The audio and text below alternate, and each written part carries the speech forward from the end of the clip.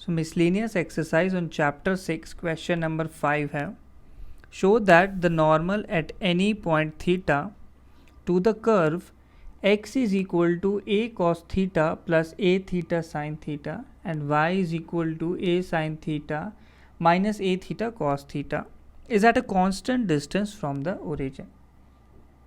So हमें यहाँ एक पैरामेट्रिक कर्व गिवन है जिसकी नॉर्मल की इक्वेशन निकाल के हमें प्रूव करना है कि that it is at a constant distance from origin. तो सबसे पहले इक्वेशन ऑफ नॉर्मल निकालेंगे, तो उसके लिए स्लोप चाहिए होगी. सो एक्स गिवन है हमें a cos theta plus a theta sine theta. इसको डिफ्रेंशिएट करेंगे with respect to the parameter theta, तो d x by d theta बनता है ए कॉस थीटा का हो जाएगा minus a sine theta plus second term में थीटा भी है और साइन थीटा, तो प्रोडक्ट रूल लगेगा. तो a इंटू पहले थीटा का डेरिवेटिव लिया 1 and sine theta constant plus a theta constant और साइन थीटा का डेरिवेटिव हो जाएगा cos थीटा. तो ये a sine theta cancel out और dx बाई डी थीटा की वैल्यू आ गई a थीटा cos थीटा. ऐसे ही y गिवन है हमें a sine theta minus a theta cos theta. इसका भी डेरिवेटिव लेंगे विद रिस्पेक्ट टू थीटा, तो ए साइन थीटा का बन जाएगा a cos theta minus of second term में फिर से प्रोडक्ट रूल लगेगा, तो ए कांस्टेंट थीटा का 1 and cos theta constant plus अब ए थीटा कांस्टेंट और साइन कॉस थीटा का हो जाएगा minus of sine theta. So यहाँ पे क्लियरली ये ए कॉस थीटा वाला टर्म कैंसिल आउट हो जाएगा, d y by d theta की वैल्यू बनती है, तो ये माइनस एक अंदर है और एक बाहर है, तो ये प्लस हो जाएगा, तो ये आ जाएगा a theta sine theta. So यहाँ से हम लोग लिख सकते हैं slope of tangent is equal to d y by d x, जिसे लिखा जा सकता है d y by d theta upon d x by d theta. तो d y by d theta हमने निकाला है ए थीटा साइन थीटा और d x by d theta है a theta cos theta. A theta cancel out हो जाएंगे, sine theta upon cos theta हो गया टैन थीटा. तो ये आ गई slope of tangent. Next slope of normal निकालना है. सो slope of normal at theta, parameter theta, तो ये किसके इक्वल होगा -1 अपॉन स्लोप ऑफ टेंजेंट, तो -1 upon d y by d x. तो ये बनता है -1 अपॉन टैन थीटा, तो किसके इक्वल हो जाएगा माइनस ऑफ कॉट थीटा के. सो ये स्लोप ऑफ नॉर्मल मिल गई है.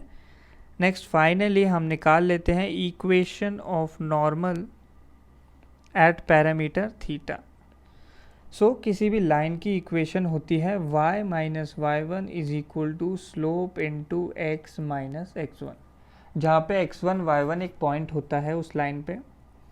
तो इस नॉर्मल पे हमें एक पॉइंट गिवन होगा जिसका x कोऑर्डिनेट होगा a theta plus a theta sine theta और y कोऑर्डिनेट होगा a sine theta minus a theta cos theta.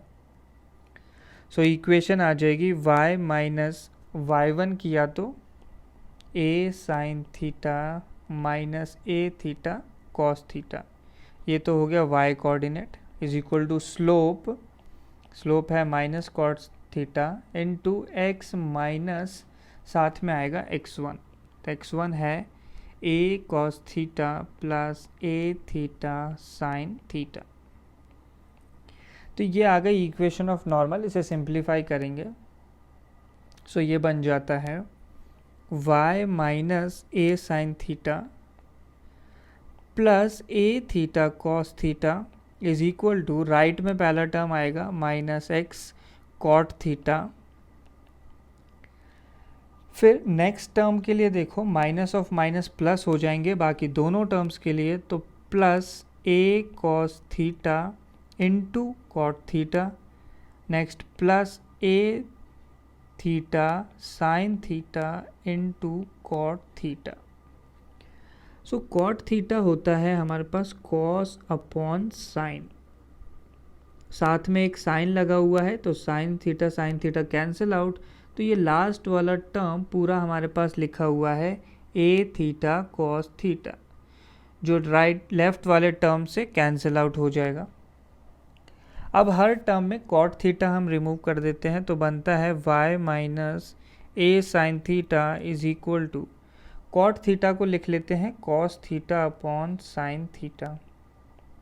So ऐसा एक्सप्रेशन बन जाएगा, प्लस सेकेंड टर्म हो जाएगा a cos theta into cos theta upon sine theta.